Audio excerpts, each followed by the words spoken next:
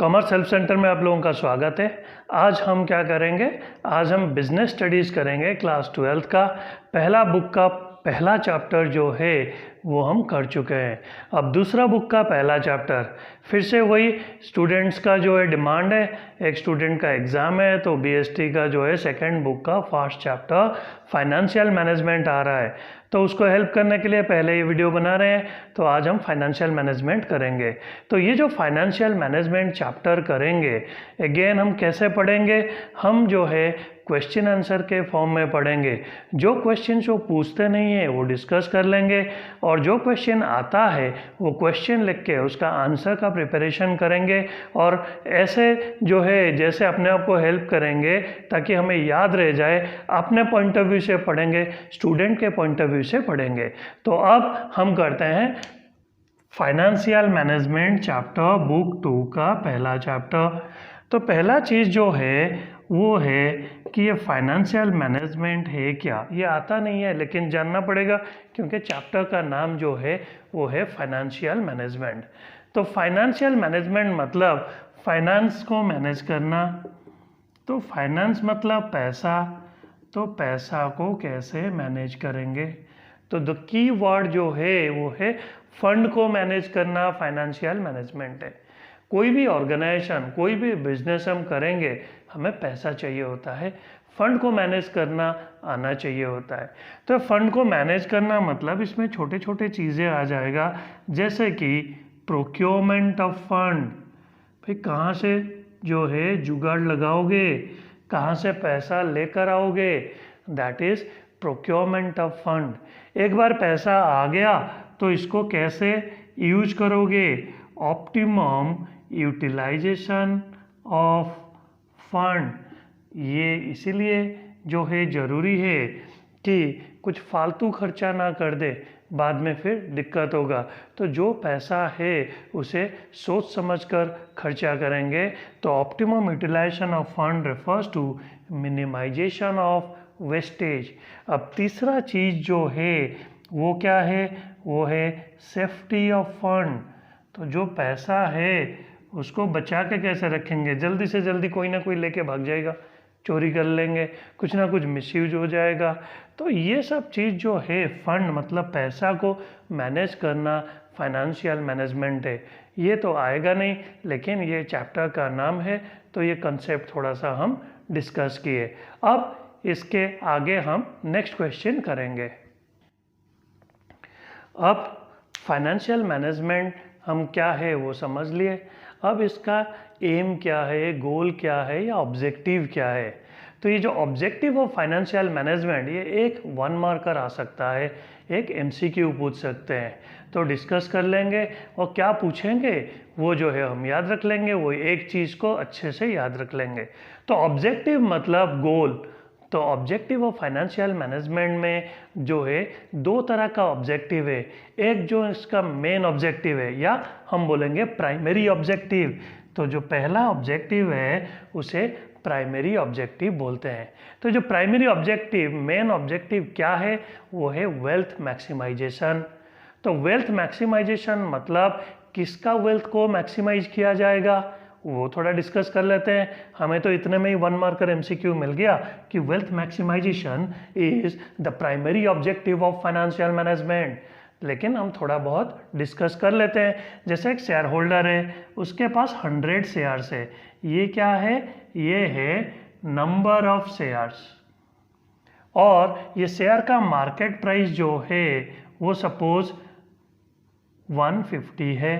तो जब मल्टीप्लाई करेंगे 150 इंटू 100, जो 15,000 आया, ये शेयर होल्डर का वेल्थ हुआ। तो जब ये मार्केट प्राइस शेयर का बढ़ के 200 हो गया तो ये 200 इंटू 100 20,000 हुआ। तो शेयर होल्डर का वेल्थ बढ़ा। उल्टा भी हो सकता है, मार्केट रेट कम हो सकता है। अगर ये 80 हो गया तो 80 इंटू 100 8,000, तो उसका वेल्थ रिड्यूस हुआ। तो वेल्थ मैक्सिमाइजेशन पॉइंट में फोकस ये रहता है कि शेयर होल्डर का वेल्थ कैसे हम मैक्सिमाइज करें, मतलब शेयर का मार्केट प्राइस कैसे बढ़ाएं। तो पहला पॉइंट जो आता है वो पढ़ लिए। अब दूसरा पॉइंट जो नहीं आता है वो भी पढ़ लेते हैं। तो दूसरा पॉइंट जो है, दूसरा ऑब्जेक्टिव, ये तो मेन ऑब्जेक्टिव था, अदर ऑब्जेक्टिव। और अदर ऑब्जेक्टिव में क्या है, हम अपने आप को हेल्प करने के लिए धक्का दिए हैं, पुश। पुश मतलब ये हम तीनों पढ़ चुके हैं, PUS। तो P क्या है, P stands for procurement of fund, ये अभी अभी डिस्कस किए थे।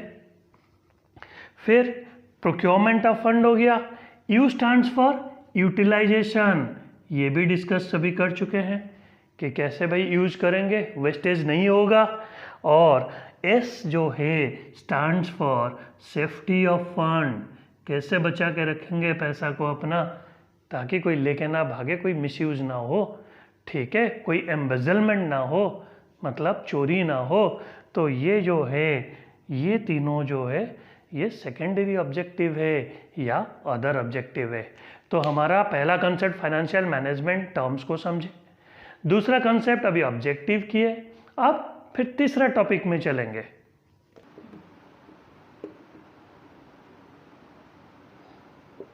तो नेक्स्ट टॉपिक जो है वो है फाइनेंशियल डिसीजन।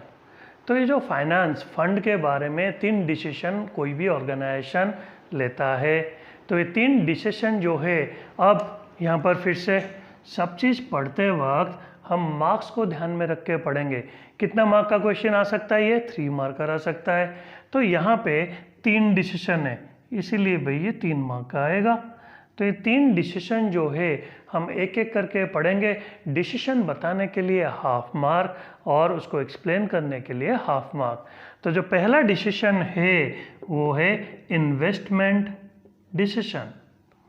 तो ये इन्वेस्टमेंट डिसीजन जो है, पहले इसके बारे में थोड़ा सा जो है, ये तो हाफ मार्क इसके लिए मिल गया, बाकी हाफ मार्क भी तो चाहिए, तो अपने आप को हेल्प कर देते हैं। फिर दूसरा डिसीजन, फिर तीसरा डिसीजन, कंसेप्ट खत्म।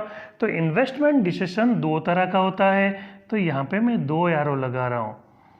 मतलब जैसे कि सपोज मैं कोई बिजनेस स्टार्ट किया, जैसे सपोज मैं कोचिंग सेंटर स्टार्ट किया, तो मैं क्या करूँगा भाई, AC चाहिए, क्योंकि गर्मी में बच्चे फिर क्लास में कैसे बैठेंगे, तो AC खरीदा। और मुझे मार्कर भी चाहिए और ये डस्टर भी चाहिए। तो ये भी जो है मेरा इन्वेस्टमेंट है, और वो AC जो था वो भी इन्वेस्टमेंट है।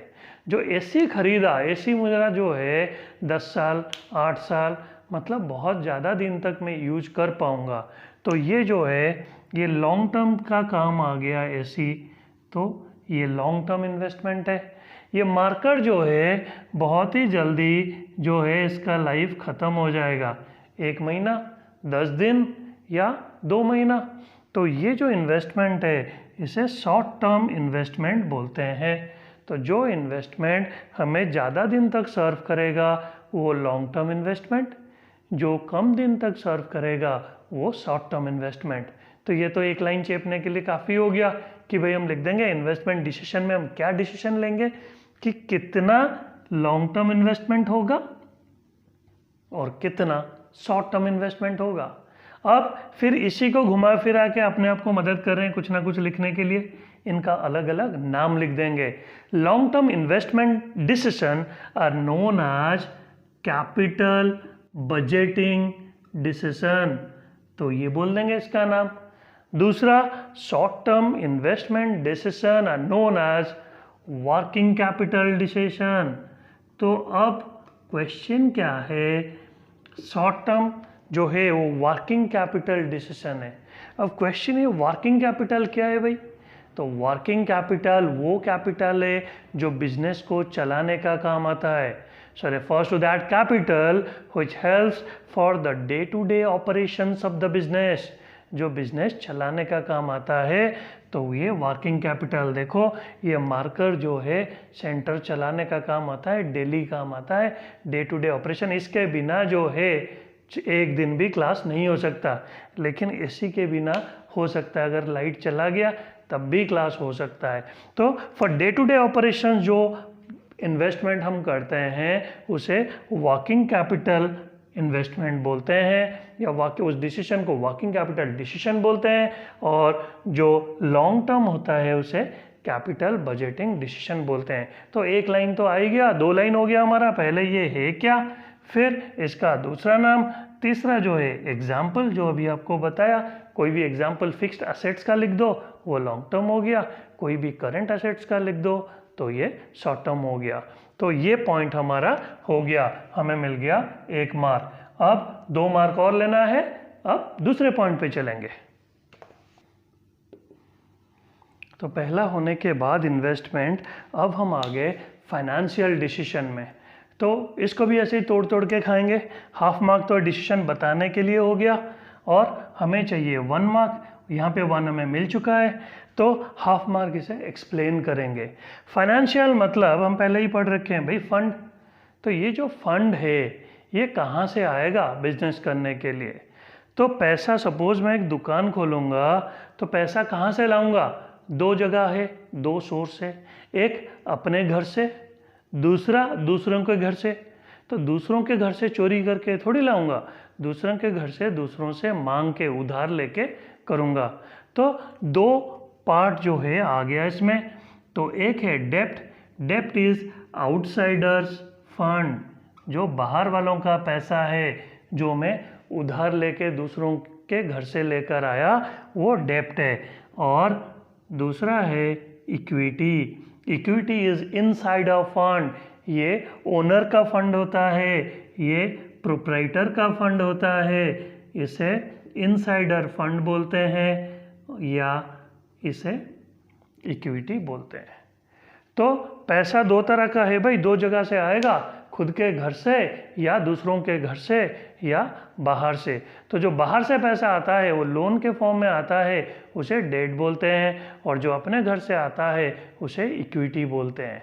तो ये तो एक हाफ मार्क के लिए जो है हम 1 लाइन तो लिख दिए कि financial decision is all about deciding whether will obtain the fund in the form of debt और इक्विटी। या तो डेट के फॉर्म में लेंगे या इक्विटी के फॉर्म में लेंगे। सपोज हम बोलेंगे नहीं भाई, हमें डेट इक्विटी दोनों चाहिए, खुद के पास इतना पैसा है नहीं और दूसरों से भी सारा पैसा मांग नहीं सकते, तो मिला के करेंगे। तो जो भी है, ये डेट और इक्विटी का डिसीजन लेते वक्त 2 चीज़ ध्यान में आता है। पहला चीज़, ये जो डेट है इसमें जो दिया जाता है बदले में रिटर्न, दैट इज इंटरेस्ट। तो दिक्कत ये है, अगर हम लोन लेते हैं तो हमें इंटरेस्ट देना पड़ेगा इरेस्पेक्टिव ऑफ प्रॉफिट और लॉस। भाई हम कमाए नहीं कमाए, जो हमें दिया है, बाहर से जो पैसा आया है किसी और के घर से, वो तो सुनेगा नहीं ना, वो बोलेगा भाई मुझे मेरा इंटरेस्ट दे दो। तो ये एक बर्डन है कि प्रॉफिट नहीं भी हुआ, लॉस हुआ, तब भी देना पड़ेगा। लेकिन इक्विटी के केस में ये तो खुद का बिजनेस है, खुद का पैसा है, तो ये हमें देने का ज़रूरत नहीं है। जब प्रॉफिट होगा तो डिविडेंड देंगे, प्रॉफिट नहीं हुआ, लॉस हुआ तो नहीं देंगे, कोई दिक्कत ही नहीं है।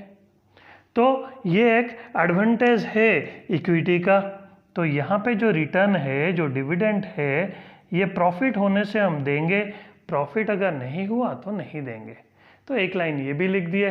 तो ये जो है डेट और इक्विटी के जो है एक एस्पेक्ट है जिससे हमें लग रहा है इक्विटी बहुत अच्छा है भाई डेट से। अब दूसरा एस्पेक्ट देखेंगे। दूसरा एस्पेक्ट क्या है, जो इक्विटी है ये तो शेयर होल्डर्स हैं, तो इनके पास क्या होता है, वोटिंग राइट होता है। तो कंपनी में जो भी डिसीजन होता है वो रिजोल्यूशन पास होता है, तो उस रिजोल्यूशन में वोटिंग होता है। हर शेयर होल्डर के पास शेयर के हिसाब से वोट होता है, तो जो मेजॉरिटी बोलेंगे वही डिसीजन होगा। तो इसका मतलब अगर हम शेयर्स मार्केट में बेचकर पैसा लेके इक्विटी से बिजनेस करते हैं तो वोटिंग राइट चला गया उनके पास, जिससे सारा डिसीजन लिया जाएगा। इसका मतलब कंट्रोल चला गया। तो ये एक प्रॉब्लम है भाई, उनके हाथ में कंट्रोल, क्योंकि उनका पैसा है। तो अगर आप पैसा कोई भी काम करना चाहते हो, शेयर होल्डर्स को शेयर्स बेच के, मतलब इक्विटी लेके, तो अपना कंट्रोल को कॉम्प्रोमाइज़ करते हो। तो इसीलिए आप क्या करोगे, बोलोगे नहीं भाई कंट्रोल अपने हाथ में रखना है, देन यू गो फॉर डेफ्ट। तो अगर कंट्रोल को अपने हाथ में रखना है तो फिर डेट के लिए जाएंगे, क्योंकि इक्विटी के साथ कंट्रोल चला जाता है, वोटिंग राइट चला जाता है।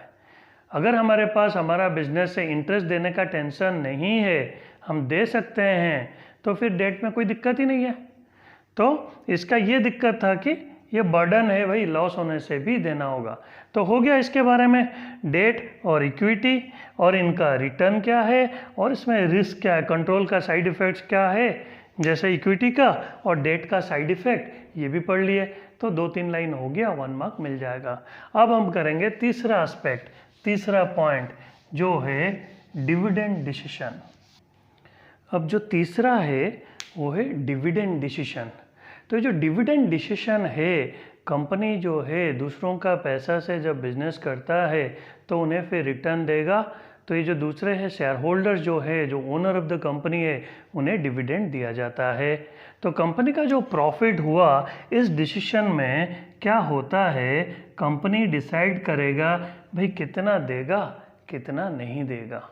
मतलब how much is to be distributed, कितना जो है प्रॉफिट का परसेंट है, सपोज 30%, 40%, कितना वो शेयर होल्डर में बांट देगा, और how much is to be retained, ये डिसीजन लेना पड़ता है। क्यों? क्योंकि कंपनी को फिर आगे भी काम करना है।